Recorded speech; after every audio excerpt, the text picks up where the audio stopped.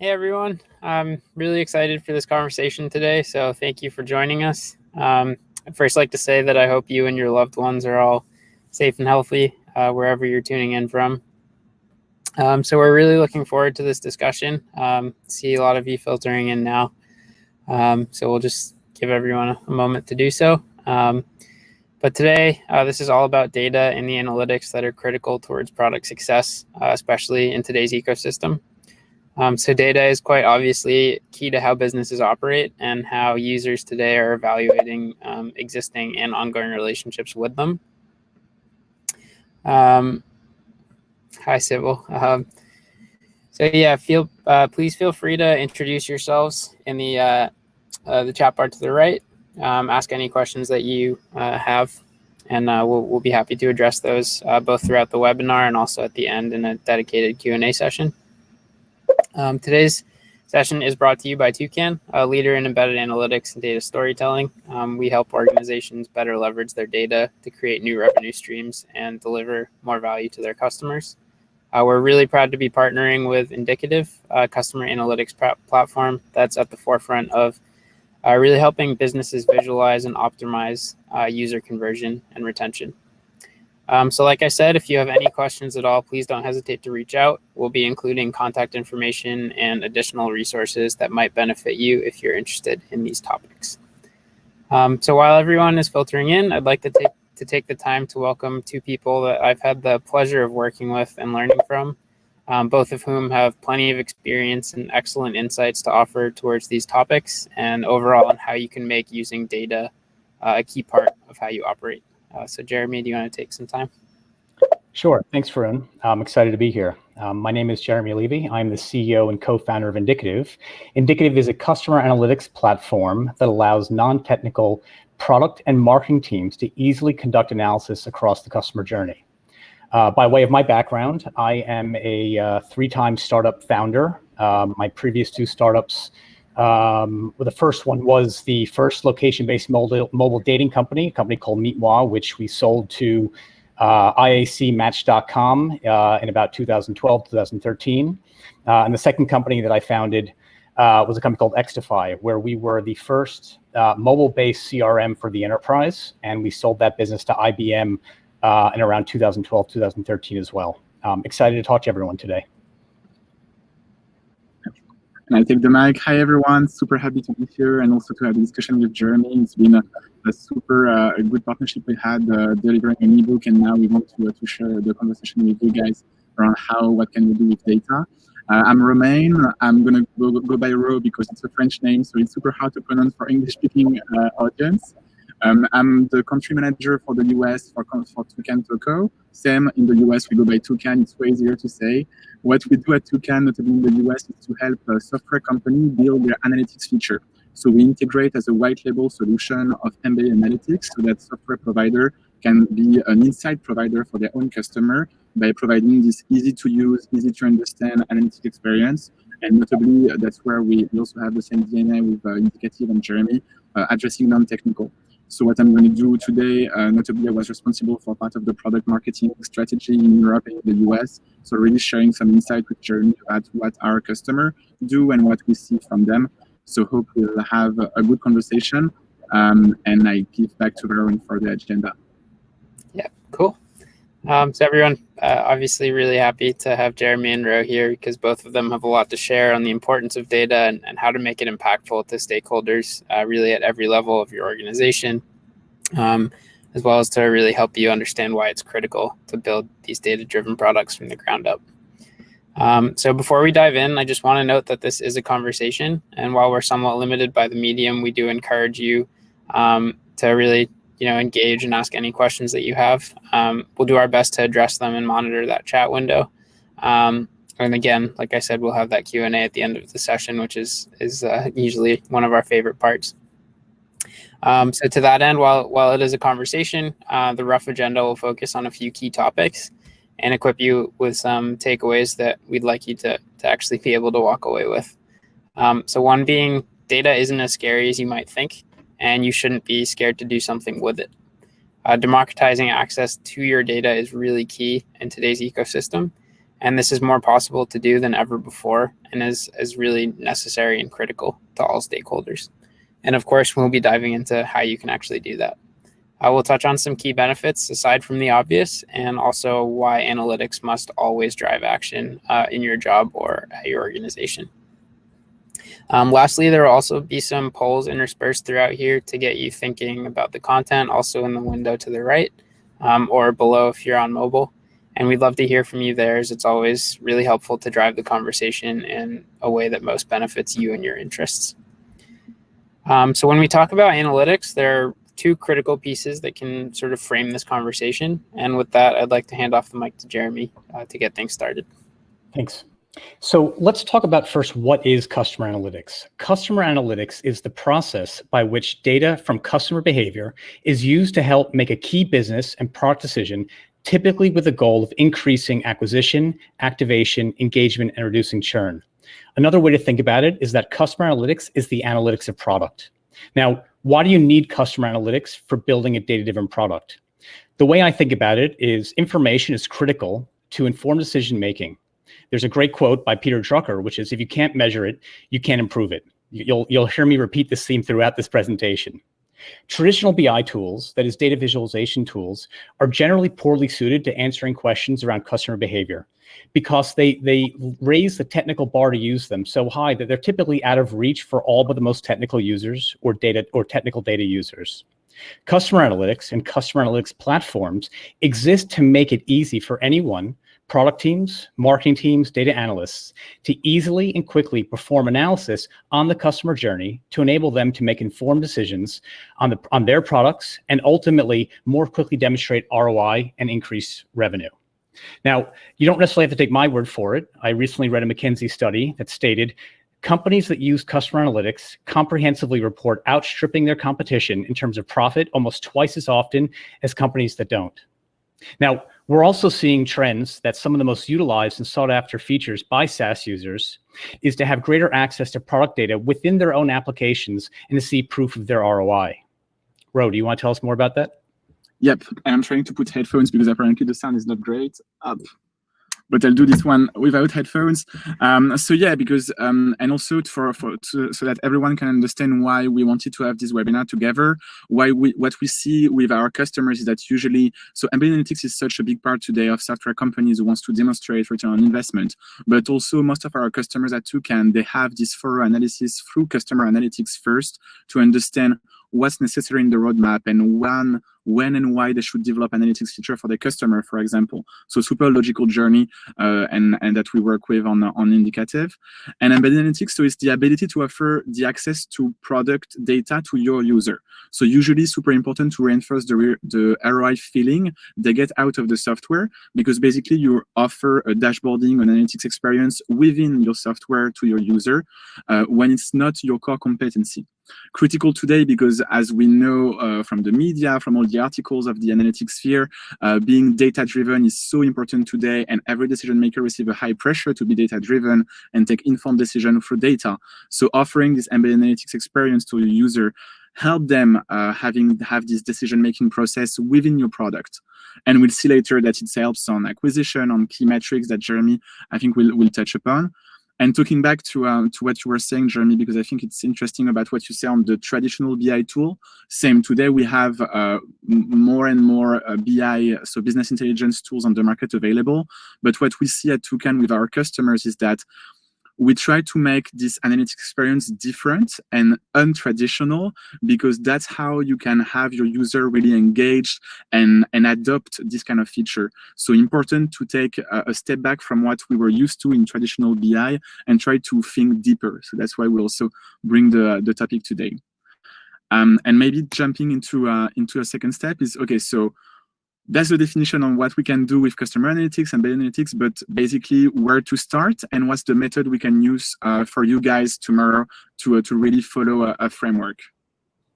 And Jeremy, I'll go back to you and I put my headphones. Thanks, Ro. So what does it actually mean to be data-driven? Data-driven is about using tools, abilities, and most crucially, a culture that acts on data. Being data-driven is not a new concept. In fact, it's been used for hundreds of years, although under a slightly different name that people might be more familiar with. Being data-driven in product is effectively applying the scientific method iteratively in your product process. So what does that actually mean? Applying the scientific method to a product development process is about stating a belief about how your product works or how you want it to be, and then validating that belief by running experiments to collect measurable empirical evidence and repeating this process. So let's walk through an example of literally using the scientific method here to inform product decisions. Let's use an example of a typical subscription business that has a registration process whereby we want to improve the registration conversion rate. Let's start with using the scientific method with step 1, which is making an observation. So for example, our registration completion rate is low. Let's ask a question around that observation. Why is the registration completion rate low? I understand this might be somewhat contrived, but it's helpful to ask these questions. Let's form a hypothesis being a potential answer to the question, one that can somehow be tested. So for example, users are dropping off during registration because we're asking too many fields for users to complete. Let's now make a prediction based on the hypothesis. I would predict that by reducing the number of questions, we'll increase our overall registration conversion. The second to last step here is testing that prediction. So let's now make a change to our registration by only including the information that is critical to get users to complete to the next step. So after running that test, the last step here would be observing and then iterating on the results of that test. So for example, if the results of that test showed a decrease, maybe we should figure out other ways in which we can then repeat this experiment to further bring down or further increase, our registration conversion rate. On your screen, we've further simplified this methodology simply into identify and measure, propose a solution, test and repeat. This is effectively the basic framework by which almost all product decisions can be made. And Jeremy, maybe I'm going to highlight a specific point about like propose a solution and ship it. One thing, if you have like an ideas from your customers is always, I think that same for Toucan, we have this kind of iteration process of 2 weeks at the company, but I know that some customers, they're going to have a different one. Did you see from also how customer analytics can help on framing the right timing in this methodology? What's your advice? Like how much time should we take to have this full process and go iterating? Well, that's a great question. I would say I would take a step back in terms of not specifically about the analytics loop, but more generally, you should make an attempt to run these experiments in as bite-sized pieces as possible. And not just because they're easier to understand, they're easier to process, but frankly, they're easier to execute. By keeping the scope of these tests relatively small, it allows your engineering team to execute them on them more quickly. It allows you as an observer of these tests to isolate variables and to get results more quickly. In terms of time for this, you mentioned 2 weeks. As a former engineer, I generally think of anything that I can't conceptualize in terms of complexity in under 2 weeks. Generally means that I don't understand the components of it enough, in which case is usually a cue to me to say, we need to break this down into smaller chunks, maybe an MVP or smaller pieces, smaller milestones, and so on. But I think to your point, the goal is to get something out the door, test it, learn from it, either improve upon it or discard it and move as quickly as possible towards achieving ultimately what your goals are for your given product. Yeah. Okay, cool, super. And I think like one keyword you use that is super interesting for me, what we saw at Toucan from our customers is execution. And really, so what I wanted to highlight from on this where to start with the data is literally to start somewhere and ship it. I think that we all have, I don't know what's the audience, if you're more product manager or tech teams, but what we see our customers is that you have to ship it. Your responsibility as a contributor for the company is that you have to improve your product to serve growth, to serve acquisition, to serve retention, to serve upsell. So deliver something, and you have this stress of having the data somewhere and available. Should it be the customer analytics? Should it be you can do something of your own data to do user-facing analytics? So don't have the analysis paralysis you can have sometimes when you're around this data analytics sphere, and really ship the product. And so that's why like the word you use, Jeremy, about execution is really important for us, because you have to keep this super pragmatic approach for me in this iterative loop. And maybe to finish on this slide for the audience, I like to illustrate with a customer we had. So the name is Libio. They do invoicing software for SMB. And if we take back for you guys, the methodology of Jeremy is really something that we can apply all the time. So the first, let's say that they started with the hypothesis. The hypothesis was to say, okay, if I want to really become strategic for our customers and as an invoicing software for SMB, we should offer something more, a more complete experience to our user to help them manage the cash on the overall chain. And so by that, offering dashboarding, easy dashboard. The prediction step was to say, okay, so this easy to use dashboard in our software, we actually increase the engagement. People are going to spend more time on the dashboard. So that's the metric they were using to say that's a prediction and that's where we want to improve. And then what they did is a super short onboarding. So that's why I was asking the time frame journey, because for them it was like 5 days iterative loop. So they were 5 days onboarded and then shipping.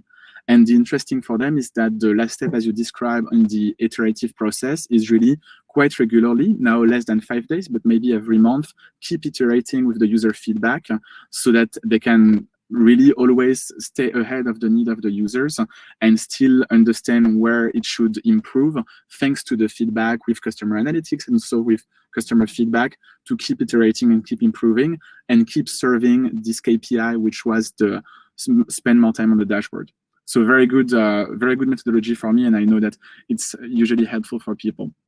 So going to another, progressing in this idea on what you can do with the data to have a better product, guys, is so that was for us the core methodology on where to start. So now we can see what you can actually do on, that was where to start. That was the methodology and the frame. So now let's see where you should start and what's the first milestone and foundation when you want to do something with the data. Should it be customer analytics or embedded analytics?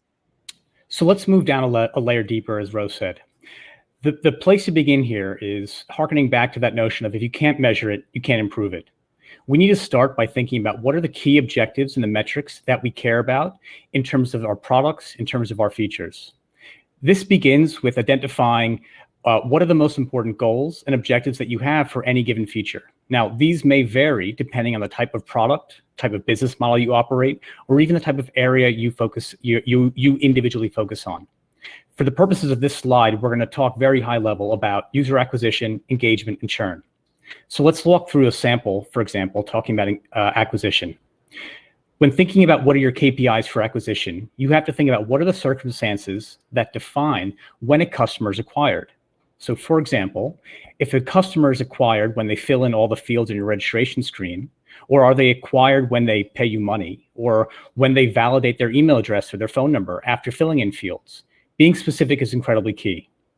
Thinking about things like engagement. What actually defines engagement? We use engagement quite often in the SaaS space, in the B2C space, but engagement isn't actually defined until you as product leaders define what are the metrics that define engagement.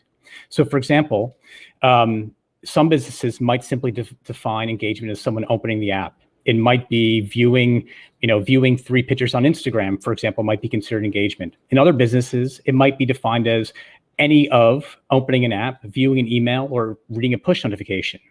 You should define these up front in terms of what engagement means for your business. Again, without defining this, we can't measure it.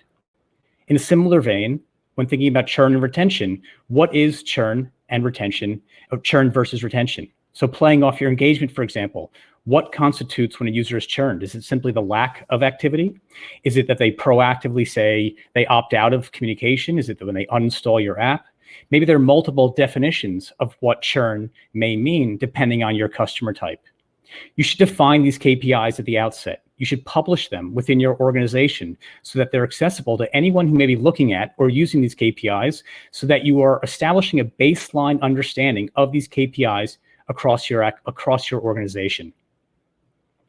The next step is, once you've defined your high-level KPIs and objectives, then we have to come up with essentially a tracking plan. A tracking plan is a document or a spreadsheet that can be used across the entire organization to standardize how to track data. It can often serve as both a project management tool and as a reference document. A tracking plan allows multiple teams around to come around to one strategy for tracking customer data. So for example, using the KPIs we defined a moment ago, which now should broadly cover the end-to-end customer journey of your product, we want to break those down into specific customer events. So again, going back to acquisition, if acquisition is completing the registration process, we would want to track things like viewing the registration screen, specific fields being completed, validation errors, and completing successfully that registration screen. Along with tracking those events, we need to think about the dimensions or the properties associated with those events that we would want to track. These help add color and context to these touch points. So for example, when thinking about the registration screen, maybe we want to track where was the referrer from, or the marketing attribution in terms of where that user originated from. For specific fields, we'd want to track that it's the username field or the email field or the password field where there may have been a validation error. What is the specific name of the field, for example? Think about the properties that define the characteristics of the user of the specific event. These will be useful for adding context to your analysis later. Again, you should document these in your tracking plan, and you should use that tracking plan as a project management tool to ensure that they are implemented properly, as well as a data dictionary as a reference in the future. There's oftentimes a temptation to throw in everything you can possibly think of during this phase. I would typically recommend not doing that. In fact, the only thing that's worse than having no data is having garbage data or overwhelming amounts of data that you don't have the ability to process or digest, especially as you're starting out. One key aspect here and one theme you'll hear is keeping it simple for your users so that they can understand, use, and digest data. Understanding how to track these metrics and KPIs will help you build analysis that will allow you to identify opportunities to optimize and improve your customer journey using the analytics loop we discussed in the previous slide. So let's talk about embedded analytics. And couldn't agree more on like keep it simple. That's something we'll touch maybe at the end, but totally agree on that.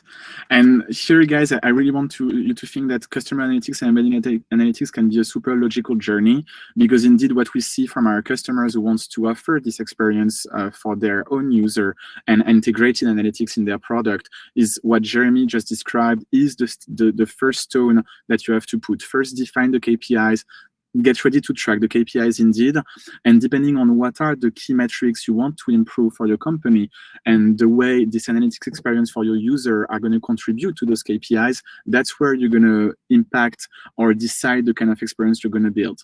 Because when you think about embedded analytics, so if I take back, Jeremy, what you were saying, if it's about customer engagement for your product, for example, that is going to be your key metric and that's going to be the foundation of what you want to do, then embedded analytics can be a good asset to move up to the value chain, for example, about the data. Because when you think about it, your software today is creating data. The only thing is generally when you don't have the time to create this analytics feature and to offer dashboarding experience to your user, you're going to let them export raw data, or you're going to use static report. So something which is quite poor compared to what your customer are used on the market. So embedded analytics here can really help you move up the value chain of the data by offering this in-app, in-product experience and help your user have a better use of that. And we saw that, for example, for a use case, a company called OnBrain. It was a debt market platform as a software. Their users were super data savvy. It was financial people. But when they wanted to expose the data to portfolio manager or to investors, having this analytics experience embedded in the product was critical for them. So when they wanted to move to enterprise clients or C-level clients, having this analytics experience embedded in the product really helped them increase customer engagement. If, for example, customer engagement, as Jeremy talked about, was one of the key metrics. If the key metric is going to be something else like customer satisfaction or acquisition, that's the one you used, I think, Jeremy, just before. So when you think about acquisition is, okay, how can I use the data to create something totally different and best in class in my market to kill the competition and to offer something really different? So here we come back to making the return on investment obvious. Use case interesting that we can talk about in more depth is a company called Museums, and they were doing a training platform for like a professional, but the platform was great, but the administrator was not really understanding what the training tool was doing and how many classes were taken by the people, how much time they were spending on the platform. So they didn't understand the value of the software. And by embedded analytics here, it was so obvious that their acquisition, and compared to the competition, what was offering the competition, it really killed the game. So again, it comes back to what are going to be the KPIs, as Jeremy described us before. What are those KPIs? How do you define them? How do you track them? And then how can you use data to actually act on them?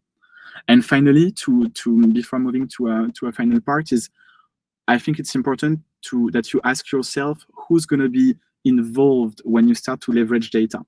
And to the point of Jeremy, when you said it has to be easy to access, okay for non-technicals, and I think that's a big DNA of our two software. It's because you have to think, okay, is my engineering team has to be involved? Am I enough as a product manager? Is the product team enough? Does the customer success team has to get involved in that? Should we internalize the data, or should we rely on a third-party provider?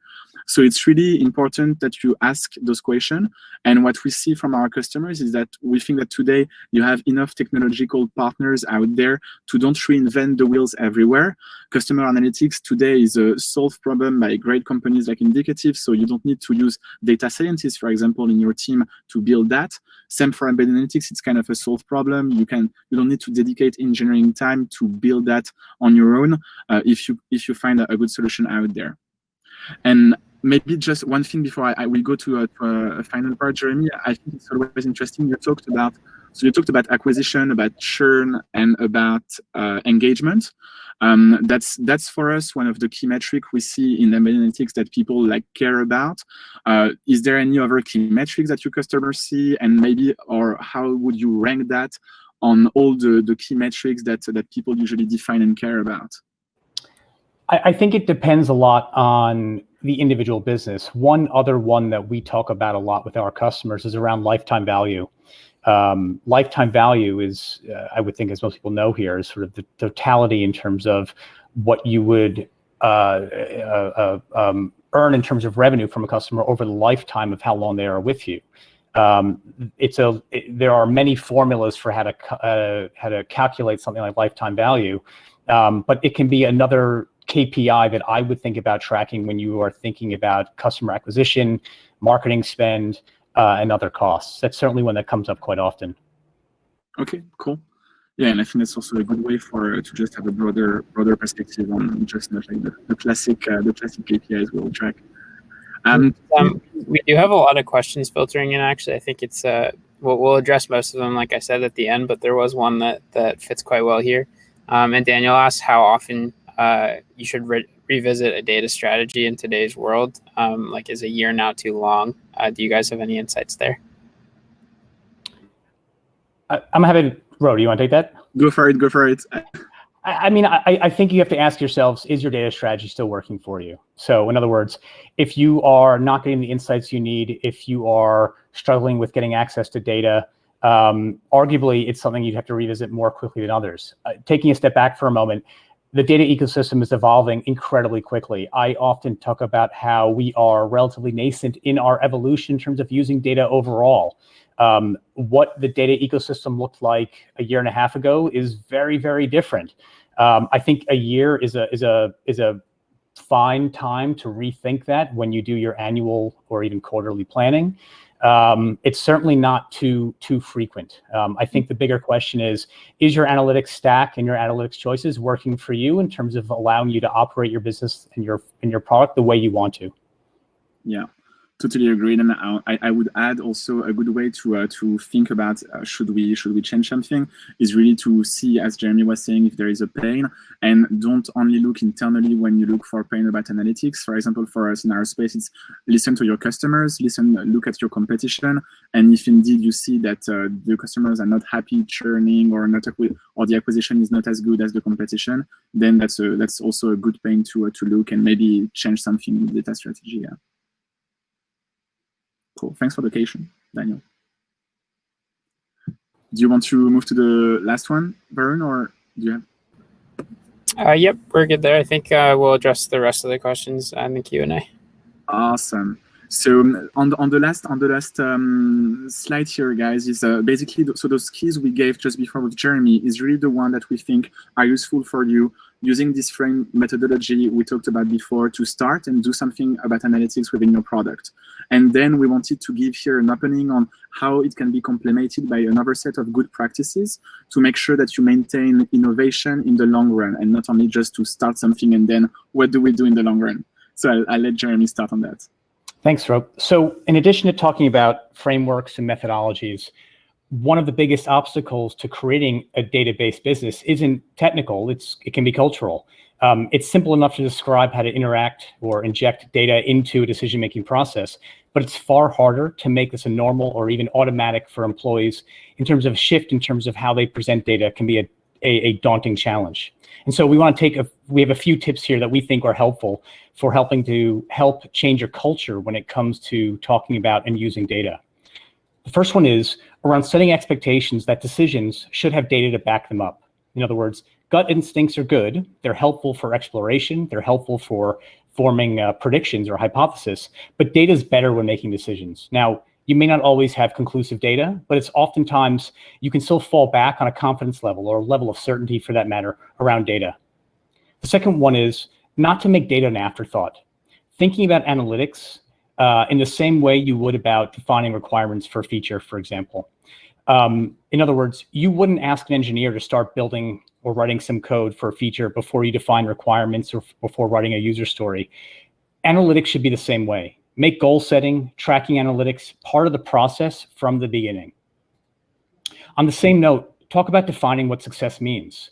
In terms of deciding what features to build or trying to understand their ROI, you have to upfront define what your objectives are and what the intended goals are that dictate what success is for any given feature or product, or frankly, even your business. And specifically from a quantitative perspective, setting goals can also be an incredible organizational management tool.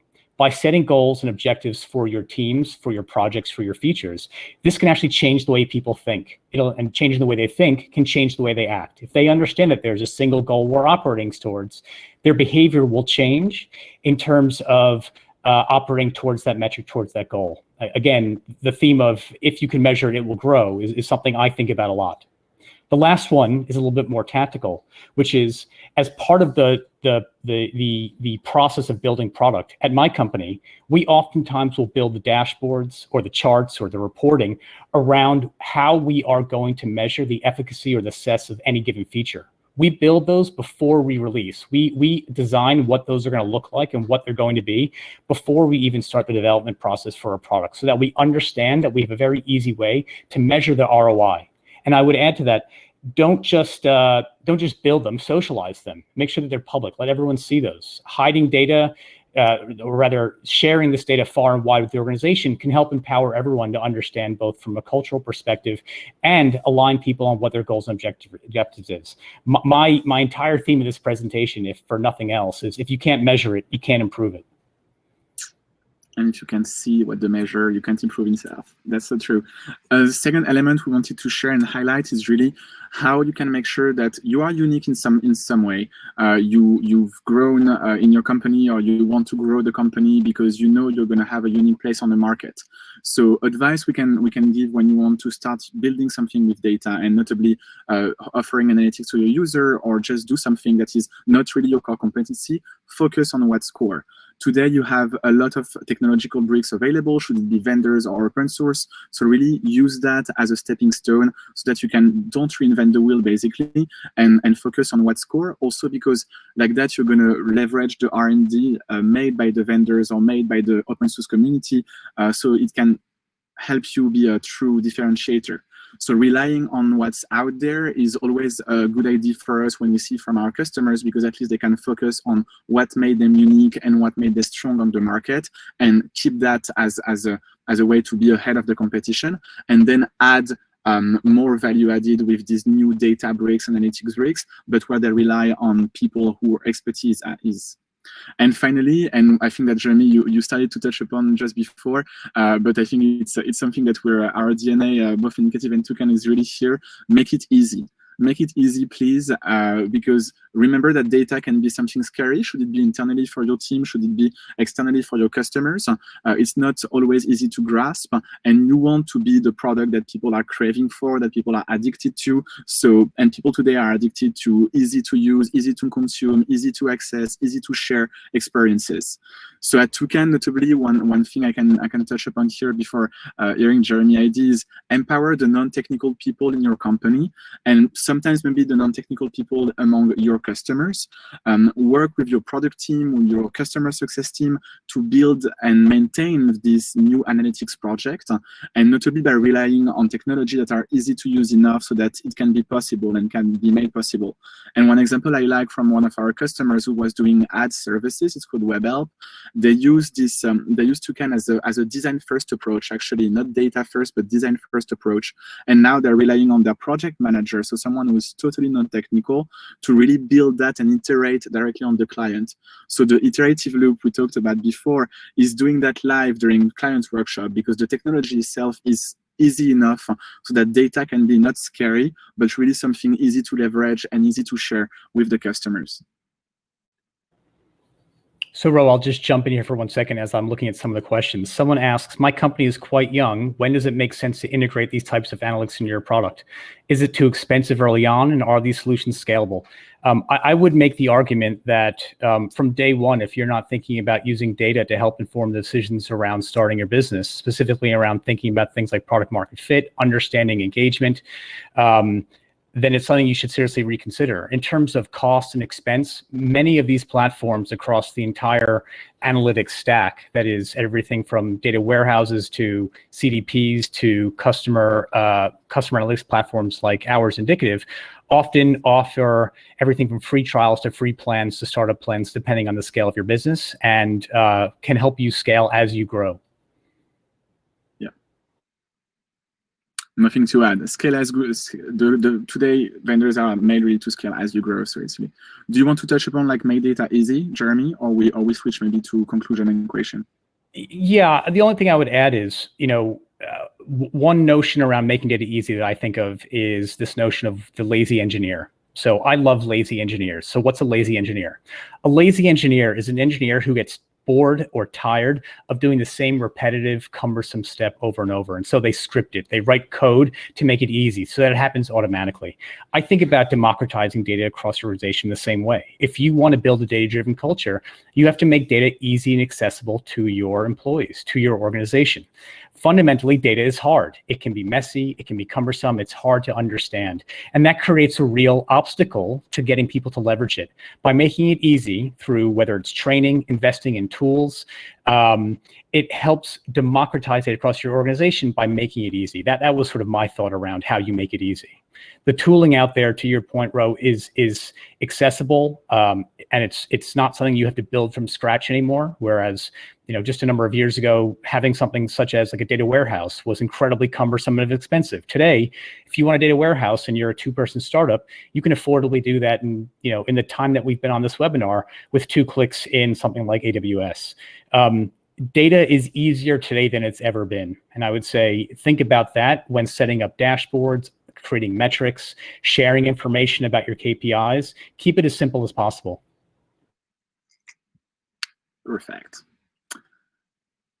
Words of conclusion, guys, before we jump maybe to questions. So you have a slide bar on the right to ask as many questions as you want. So to conclude on what we wanted to share as a takeaway and what you can get out of the webinar today as a summary and act tomorrow in your companies. So first one, super important for us to start is to say you have so much data and ways to leverage them to contribute to your growth, to your company growth. Should it be product analytics or customer facing analytics? So do something, don't be scared. And as we say, and I hope it was a pleasant conversation to show that it can be so easy to do something about the data. Second aspect is democratize the access to actionable insights. So there is 2 words I think important here. As Jeremy just said before, democratize it, communicate, make it accessible, and actionable. The insight must drive action, must help someone internally or your customers take a decision.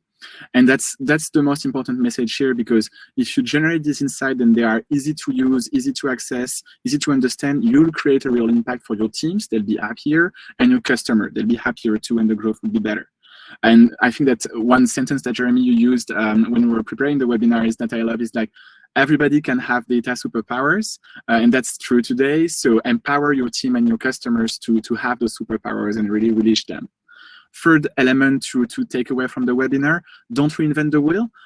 Choose carefully, of course. Don't jump into just buying something out there if it's not right for you.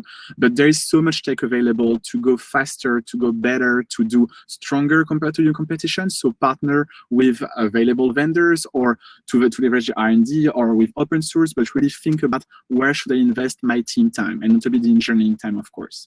And final one, if you go back to the methodology we highlighted at the beginning, ship it. Remember that analytics, whatever they are, should drive action. Should it be for your team or your customer? So keep releasing feature, keep iterating fast.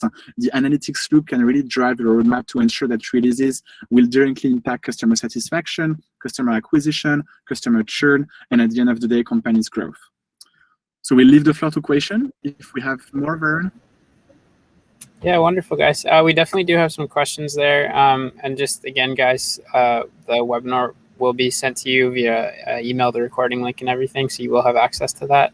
But yeah, we'll certainly open it up to questions now. One thing that Adam asked, and I know that he has to drop off soon, is that there are a ton of platform options out there for analytics of this type that all seem like they could answer the questions we have.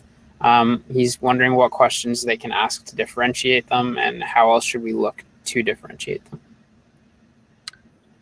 Good question. Maybe it probably depends on what's the platform. So Jeremy, I'll definitely give you the mic also. One I like personally, because I think that we all do benchmark for vendors. So you have a good comparison site today, like G2 Crowd, because it's customer review. Sometimes Gartner, depending on the industry. So I usually use that as a first step for the benchmark. And then for me, as a software company, I look for the one who's gonna, as Jeremy say, scale with me as I grow. So it's more a DNA thing sometimes. It's how the company is going to work with you. Are you going to be important with you for the vendor? Are they going to care about your growth? Is the pricing model adapting to your growth? So for me, it's what's really important for our customers today is, I'm a young software company. I'm going to be maybe twice or triple or 4 times the size and the revenue in 6 months or 1 year. So is it going to scale with my tech needs and with my growth needs? That's for me the most important today.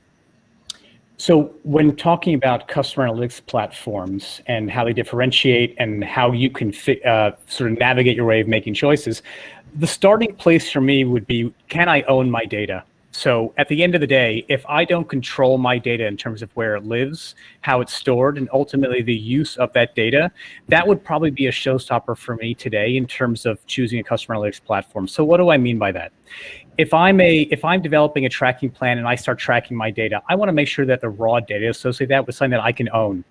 And the reason is because I want to be able to use it for a multitude of reasons beyond just, say, customer analytics. So for example, Indicative, we're the only customer analytics platform that allows you to connect directly to your data warehouse. So if you have a tracking, if your tracking is using a CDP or another platform that allows you to put your data into a data warehouse, we're the only platform that allows you to connect directly to that data. So why does that matter? The reason is that in addition to just using a customer analytics platform, you may want to use that data later to join it with other data sets. You may want to use that data to create ML or AI-based models for prediction inside of your platforms. If you don't own your data, you can't control it, and therefore that limits the utility you have around it, let alone the control of your data from a privacy perspective. Cool.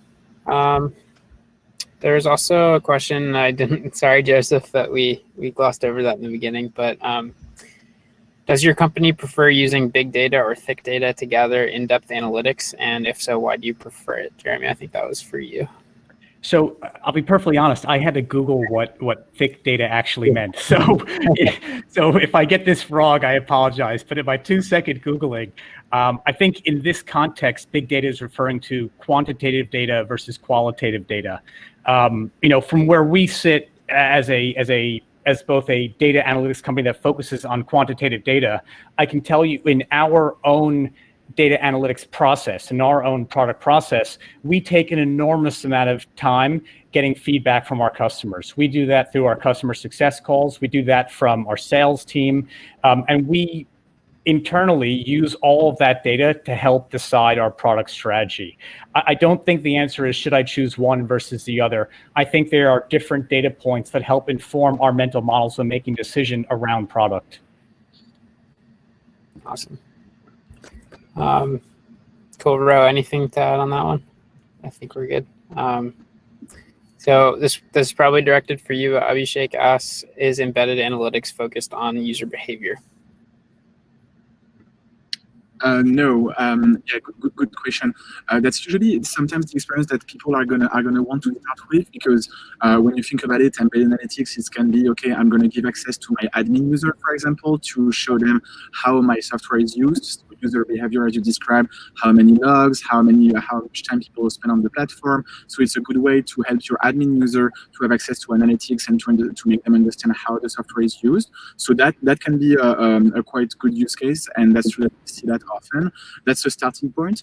Sometimes it's not valuable enough, so it's okay to start, but then you want to grow to another cases. Last cases I could have in mind about embedded analytics of a customer is literally using data of mortgage loans, and so they embed analytics in their platform to have a nice dashboard for their user to understand how the money is invested. So it's not only about user behavior, it's really my software is creating data. I know that this data is valuable for my user and I want to expose that. And then how do I want? Export one, raw data and something valuable for me. Option two, full dashboarding experience within the product. So it can be anything, actually. If you have data in your software, Abhishek, we can talk. Wonderful. And then there's a high-level question from Daniel earlier as well on how can you create a data-driven culture. I think you guys will both have some good insights there, and a lot of what we'd already touched on. Yes. Well, I think that Jeremy covered that. I'm totally aligned with what you say. So for me, to highlight one keyword that Jeremy used, and that is so important, notably in the way we build the culture at Toucan, is visibility, communication. To use data, it has to be visible. Sometimes it's hard.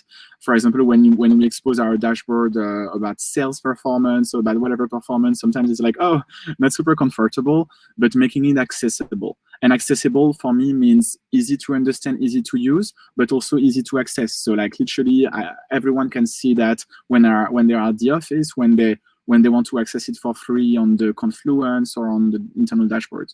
That would be the keyword, communication. Yeah, and I would just add that a data-driven culture also starts at the top. You know, this needs to be something that is emphasized from your management team or from you as a leader within your company. It oftentimes is a top-down expectation. And like I said earlier in the presentation, I think setting an expectation around data needs to be a core aspect of how you make decisions is key. You know, tell people that data needs to be a part of the decision-making process. You may not always have the best data, it may not be the cleanest. You could choose to ignore it, but setting the expectation that data should be a key component of how you make decisions, I think is really important. Wonderful.